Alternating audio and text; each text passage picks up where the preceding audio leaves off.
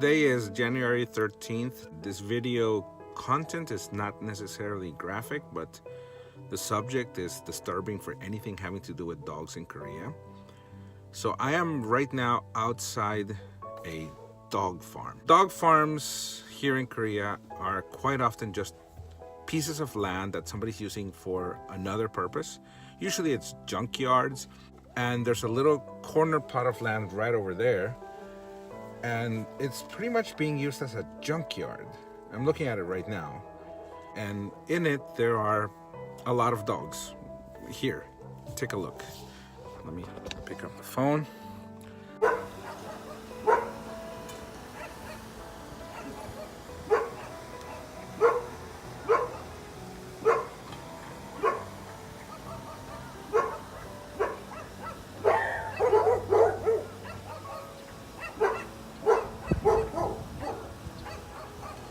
So there's all these different dogs, and what happens is the guy who owns the land runs his business, whatever it is, some recycling thing, and then on the side he just farms dogs.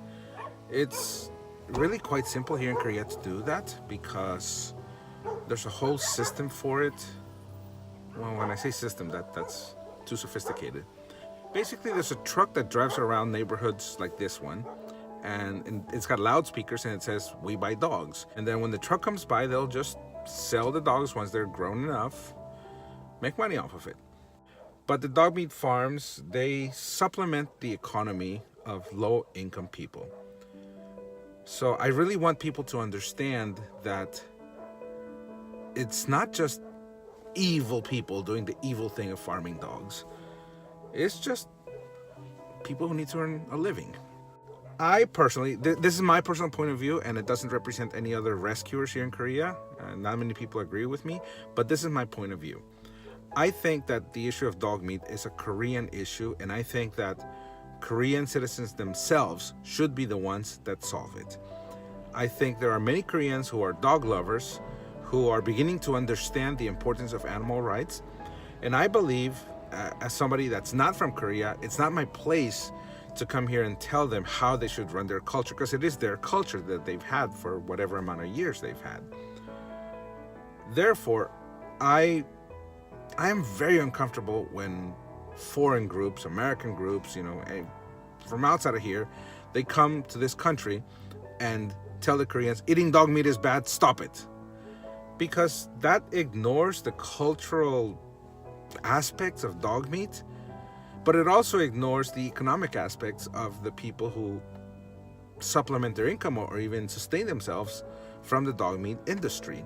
I'm actually from Colombia, South America, and we kind of have the same thing against North Americans, United States, because advanced countries come to little countries like ours and say, this is how you should do things, this is what you got to do, and we don't feel respected. And of course, when the Koreans see foreigners, they also don't feel respected if they're being condescended to culturally. That's why I'm sitting in the car right now and not over there with all the people that are working. Because I think my presence, if I show up there, it adds a new element of pressure that I don't think should be there, because this should not be a thing that, foreigners are making us stop the dog meat, so we've got to look better to the foreigners. But what I want to do, and what I'm trying to do right now, is I want to highlight the Koreans who are actually working on this issue, Korean citizens, because they are the ones who are going to bring the change.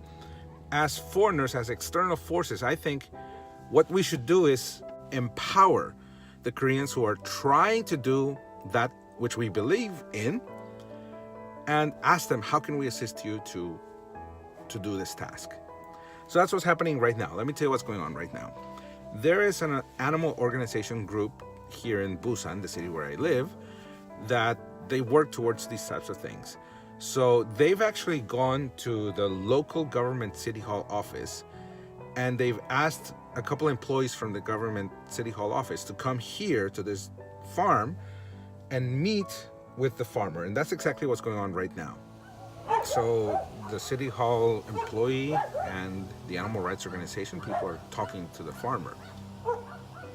Ultimately, my perfect solution to this situation right here, we get the dogs out, because these dogs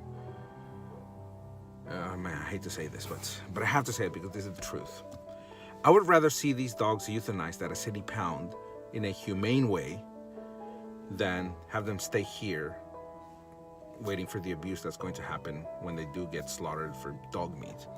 And then, here's the problem. We take out 30 dogs today. There's going to be 30 more dogs here next week because he's just going to continue doing it. So we need to work with the government and, I don't know, with whoever it is.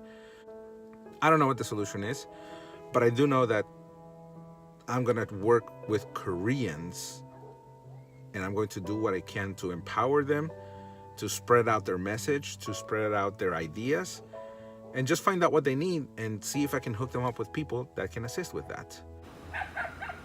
And as I was recording this, I looked out the window and I saw Jin interacting with a dog. She was trying to get a video, so here's the video that she filmed.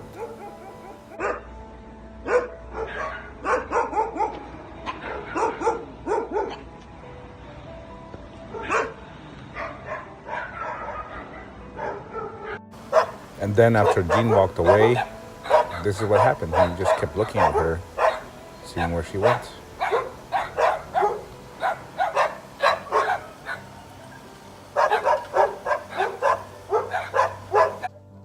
The guy's there looking at the animals. Okay, so Jin is here, and I haven't heard what the result was, but she's gonna report now. Today I counted and it was like 27 dogs.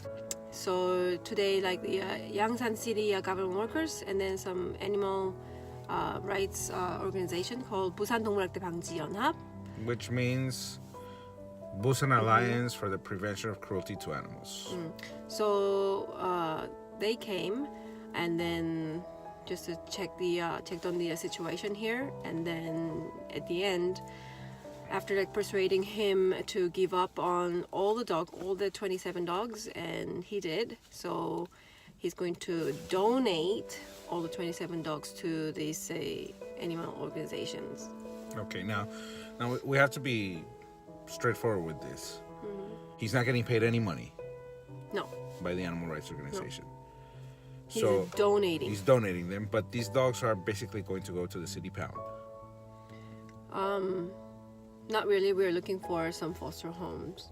So the organization now owns 27 dogs. Do they have a plan for what to do with them? So we are looking at some options where, you know, there's like a private shelter around here. It's called 사랑이네. So we might ask the owner of the 사랑이네 to see if she can keep some of the dogs. And also, I want us to look for some foster homes and just until we find them. Did you identify a couple dogs that could be? I found. I saw you with a golden retriever. Golden retriever. It's only like 1 or 2 years old. 1 or 2 years old. Yeah. Okay. And then boy, not neutered, really friendly, and yeah, and they're quite small size. Okay, so this is an evolving situation. Jin, you took a bunch of pictures. Yeah. So we're gonna start uploading those pictures, see if we can find fosters or adopters for these dogs, and more updates to come.